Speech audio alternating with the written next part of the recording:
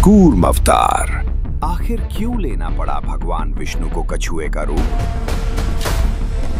वो कौन थी जिसके सौंदर्य में असुर ऐसे खो गए कि वे अमृत पीना भूल गए?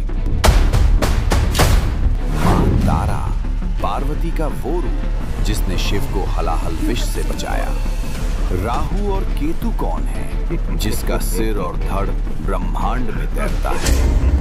ऋषि दुर्वासा, भगवान शिव का वो रूप जिसके शाप ने पूरे ब्रह्मांड को संकट में डाल दिया। समुद्र मंथन से निकले वो कौन से 14 अद्भुत रत्न जिन्होंने सृष्टि का संतुलन बदल दिया?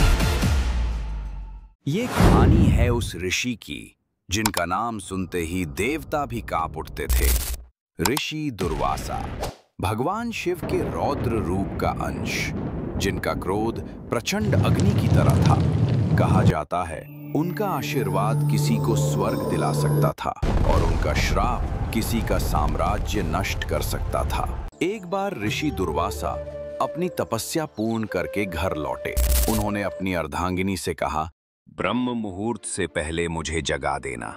ये समय साधना और तप के लिए सबसे श्रेष्ठ है। ब्रह्म मुहूर्त के समय उनकी अर्धांगिनी के नेत्र तो खुले, परंतु सुस्ती और आलस्य के कारण वे करवट बदलकर पुनः सो गई। जब देवी की नींद खुली तब तक सूर्योदय हो चुका था। वे डर के रोने लगी। उन्हें अपने स्वामी के क्रोध का भली भांति ज्ञात था।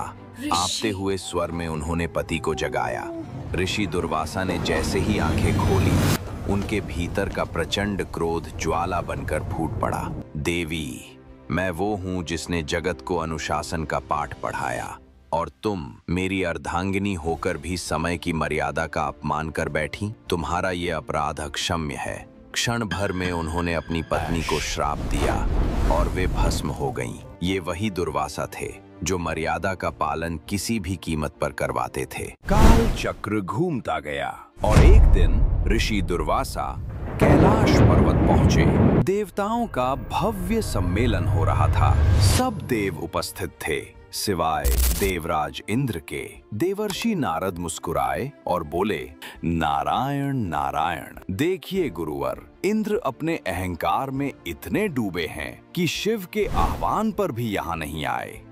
महादेव ने उस समय नारद को अपनी वैजयंती माला भेंट की, एक दिव्य पुष्पमाला जो केवल उसी को प्राप्त होती है जो अहंकार और इंद्रियों पर विजय पा चुका हो। नारद ने वो माला दुर्वासा को दे दी और कहा, ऋषिवर, इस माला का सच्चा अधिकारी ढूंढने का समय आ गया है। ऋषि दुर्वासा माला लेकर इंद्रलोक पहुंचे, पर वहां का दृश्य देखकर उनका क्रोध भड़क उठा। जहां तप, भक्ति और त्याग होना चाहिए था, वहां विलासिता, मदिरा और अहंकार का साम्राज्य था। दुर्वासा ने इंद्र से कहा, देवराज, तुम इस सिंहासन के योग्य नहीं। अहंकार तुम्हें अंधा कर चुका है। इंद्र हंस पड़े, ऋषिवर, मैं ही सबसे योग्य हूँ। मेरे समान कोई देव नहीं।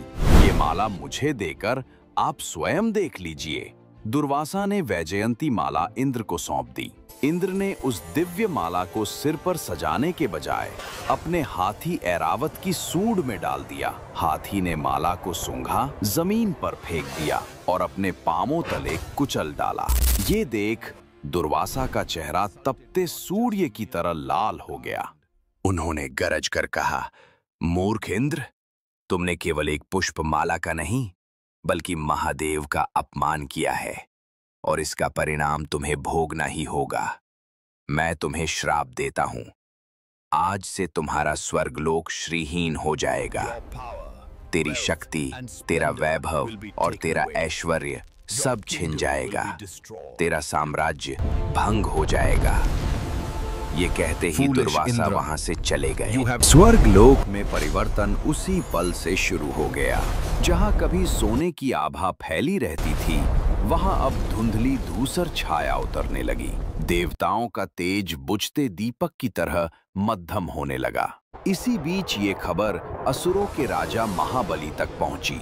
उसने देखा यही मौका है और वो अपनी विशाल सेना लेकर स्वर्ग पर टूट पड़ा। देवता पहले ही निर्बल हो चुके थे। उनके अस्त्र शस्त्र बिना शक्ति के निष्क्रिय पड़ गए। उनकी दिव्यता जैसे किसी ने छीन ली हो।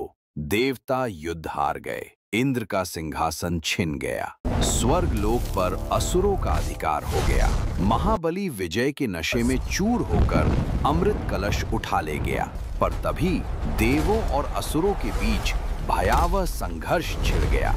बिजलियां कड़की, धरती कांपी, लेकिन युद्ध के बीच वो अमृत कलश हाथों से छूटकर सागर की अथाह गहराइयों में डूब गया। हताश देवता निराश होकर ब्रह्मदेव के शरण में पहुंचे। प्रभो, हमारा तेज लुप्त हो गया, अमृत भी खो गया, अब हमारा मार्गदर्शन कीजिए। ब्रह्मा शांत स्वर में बोले, इसका हल केवल श्री हरि विष्णु ही देंगे।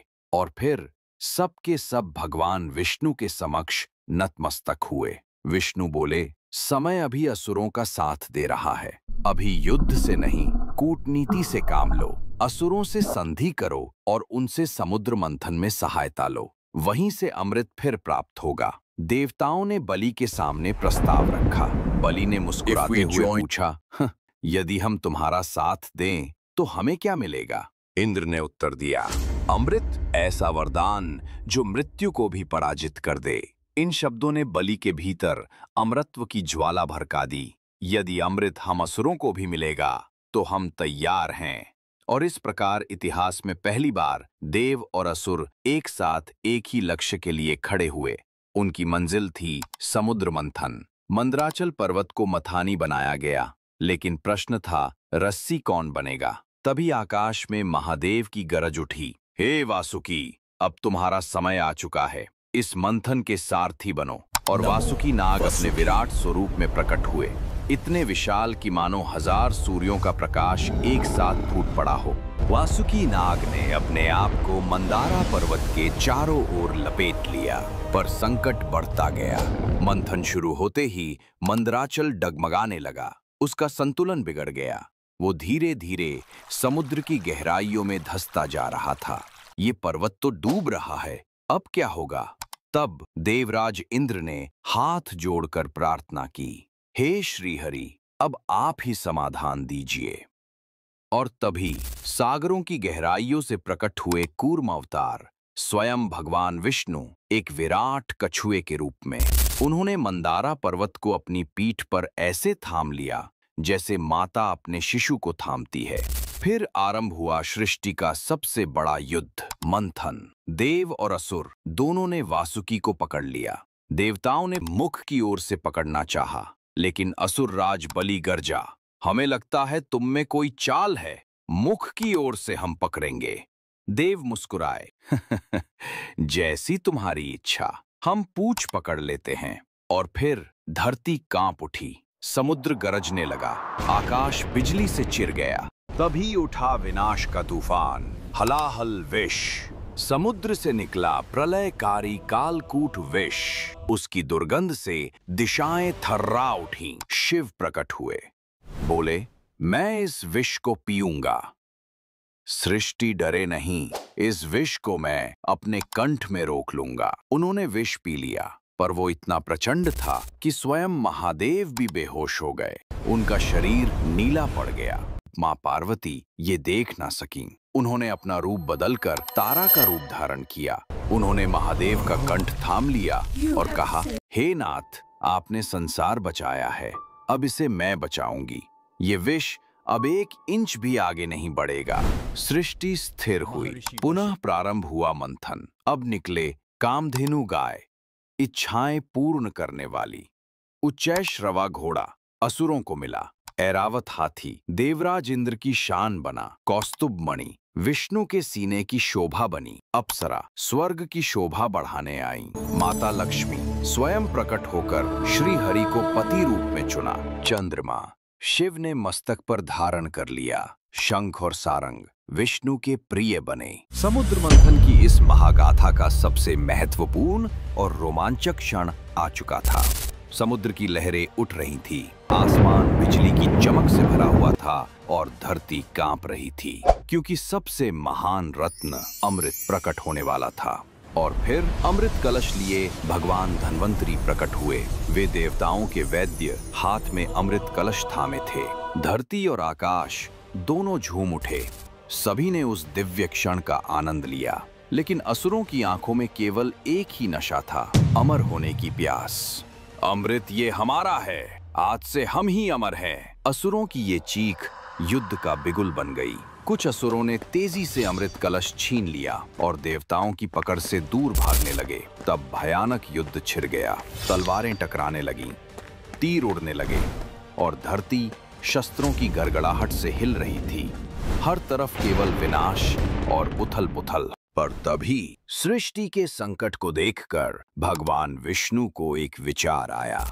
अब केवल लीला ही इस संकट को टाल सकती है। और उसी क्षण उन्होंने मोहिनी रूप धारण किया। मोहिनी इतनी सुंदर और मोहक कि देव और असुर दोनों ही पल भर में अपने शस्त्र भूल गए। उनकी आंखें बस मोहिनी पर टिक गईं। मन में बस वही छाया, शांत हो जाओ वीर योद्धाओं। ये कैसा विवाद है? क्यों लड़ते हो इस अमृत के लिए? मोहिनी की मधुर वाणी में जादू था। असुरों के लिए ये समझना मुश्किल था कि ये कोई साधारण देवी नहीं है। मोहिनी ने कहा, आओ, मैं अमृत निष्पक्षता से बांट दूंगी। हर किसी को मिलेगा उसका सही भाग। देवताओं ने खुशी-खुशी अपनी पंक्ति बनाई, लेकिन असुर मोहिनी की सुंदरता में इतने मोहित हो गए कि उन्हें ये एहसास तक नहीं हुआ कि उन्हें भी अमृत पाना है, सिवाय एक, राहु। राहु बहुत चालाक था। उसे पता था कि ये कोई साधारण लीला नहीं है। शायद ये श्रीहरि की सोची समझी चाल है, पर अभी सभी मोह में हैं। मैं चुपचाप अपनी योजना बनाऊंगा। राहु ने अपना रूप बदलकर देवों में छिपा लिया। जैसे ही मोहिनी ने उसे अमृत दिया, चंद्रमा और सूर्य देव ने तुरंत पहचान लिया कि ये कोई देव नहीं बल्कि असुर राहु है। भगवान विष्णु क्रोधित हो गए और तुरंत सुदर्शन चक्र से राहु का सिर शरीर से अलग कर दिया। लेकिन राहु ने पहले ही अमृत पी लिया था। अमृत के प्रभाव से उसका सिर और धड़ अंतरिक्ष में राहु और केतु बनकर स्थिर हो गए। इस तरह देवताओं ने अमृत सुरक्षित रूप से ग्रहण किया और राहु की चाल विफल हुई। असुरों का घमंड टूट गया और देवताओं ने अपनी शक्तियां वापस पाकर उन्हें परास्त किया। और इसी घटना की वजह से प्रत्येक 12 साल में प्रयागराज, हरिद्वार, नासिक और उज्जैन में महाकुंभ मेला लगता है। कहा जाता है कि समुद्र मंथन के समय अमृत की कुछ बूंदें इन स्थानों पर गिरी थीं, जिससे ये स्थलों पवित्र बन गए। श्रावण महीने में लोग भोलेनाथ की उपासना करते हैं। जल, दूध, दही, चंदन और बेलपत्र अर्पित कर उनकी कृपा प्राप्त करते हैं। जैसे उन्होंने हलाहल विष पीकर देवताओं की रक्षा की, वैसे ही मनुष्य की सच्ची भक्ति और मनोकामनाएं पूरी होती हैं। और इस तरह देवताओं ने अमृत पाया, असुरों का घमंड टूटा और देवलोक में सब कुछ सही दिशा में लौट आया। अगर आपको ये डॉक्यूमेंट्री पसंद आई तो लाइक करें और चैनल को सब्सक्राइब करें, ताकि ऐसे ही रोचक और रहस्यमयी कथा आपसे मिस ना हो।